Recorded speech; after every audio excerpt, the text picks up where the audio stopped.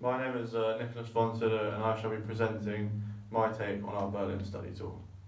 Firstly, I'd like to start by discussing why Berlin was chosen and why it was such a good city to visit. Berlin's economy has been structurally weak for many decades, but recent trends show that Berlin has caught up with the rest of Germany over the past decade. In 2015, the GDP reached 1.24 billion, which is 4.1% of the national total. In terms of growth, Berlin had an average growth rate of 3.6% between 2006 and 2015. 2.7 is the national level. This shows that as a city has done a lot to catch up with the times and put themselves in a much better position to compare with other big cities. Secondly, as it has seen large amounts of startups over recent years.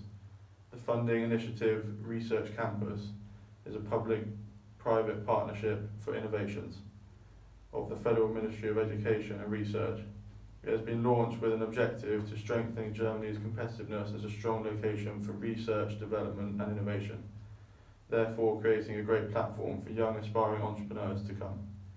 Berlin is also a creative hotspot and an attractive location for young technology-oriented companies, and the business rely on an excellent R&D environment. Companies like Henkel, Bosch and Schleicher have chosen Berlin as their development site for their incubators and support labs. This shows as a city they want to be leading in innovation. As a location, the capital region offers businesses and investors ideal conditions, such as well-developed infrastructure, an ultra-modern telecommunication structure, a large number of qualified potential employees, as well as an excellent science and research community. Berlin's economic structure is diverse and it is shaped by industrial firms with a long traditions, strong SMEs and dynamic service sector, as well as innovative high-tech businesses. An additional important advantage is geographically central and strategically advantaged location to the capital, which opens up access to the important economic regions of Western and Eastern Europe. The capital's new airport, BER, as well as Europe's largest modern railway interchange station, ensure optimal connections. Now that I've discussed what makes Berlin such a great city, I shall move on to discussing what each of the businesses we had visited had to offer. The three I shall discuss are ECF, Farm Systems, Infarm and R Berlin. The first business was ECF Farm Systems. ECF Aquaponics is an innovative high-performance system which enables the resource-friendly and commercially viable production of fish, vegetables, herbs and fruit. ECF Monitoring Technology. The ECF monitoring technology is a combination of innovative measuring and control units synchronized and programmed with the know-how of ECF Farm Systems. As part of the ECF monitoring technology, real-time measurements or relevant paramatics come together. Based on defined requirements, the values are compared and a control signal is sent in real time to the unit in question in either the aquaculture or hydroponic system. The result is optimal aquaponic production environment and a high standard of resource efficiency to ensure that the production process and ECF monitoring technology also includes remote maintenance and alarming. The tailored fish production. The ECF aquaculture circulatory system consists of a system-specific number of fish in a basin, the most modern filter system and oxygen reactors. The components are mainly made of BPA-free plastic. The ECF monitoring technology calculates the optimal pH values, water temperatures and food amounts, this resulting in an increase in the fish's welfare and boosts their immune system, lower their mortality rate and enables a continuous stable harvest volume without compromising size or quality.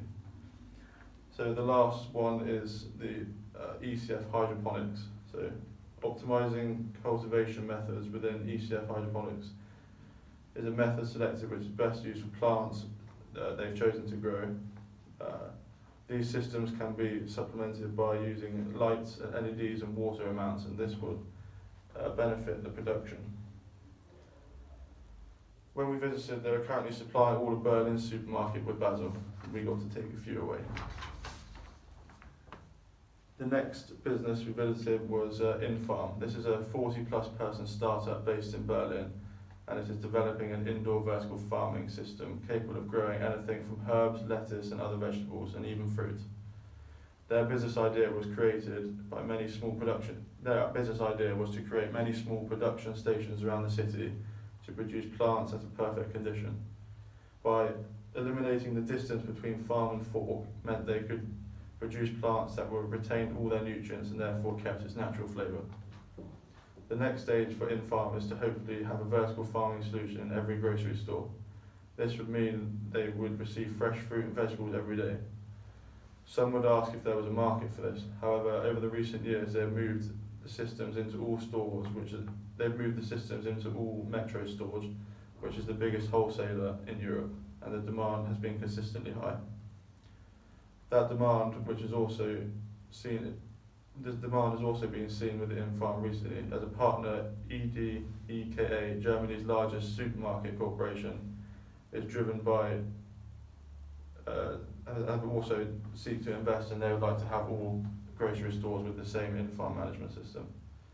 Lastly, InFarm says the £25 million they've raised in Series A funding over the last couple of years will be used for international expansion and to further develop its 5,000 square metre R&D centre in Berlin.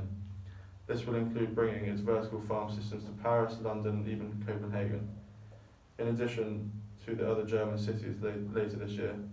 The startup is targeting 1,000 farms to be operational across Europe by the end of 2019. This therefore shows they have found a significant market and doing their best to dominate before competitors try. The last business to be discussed is our Berlin. This is a vodka distillery which is located in an urban setting in Berlin. Our Berlin is a group of entrepreneurs that run a group of vodka distilleries around the world. Each micro distillery is run as an independent company with local partners who are also distillers, which means that the brand in each city becomes quite different.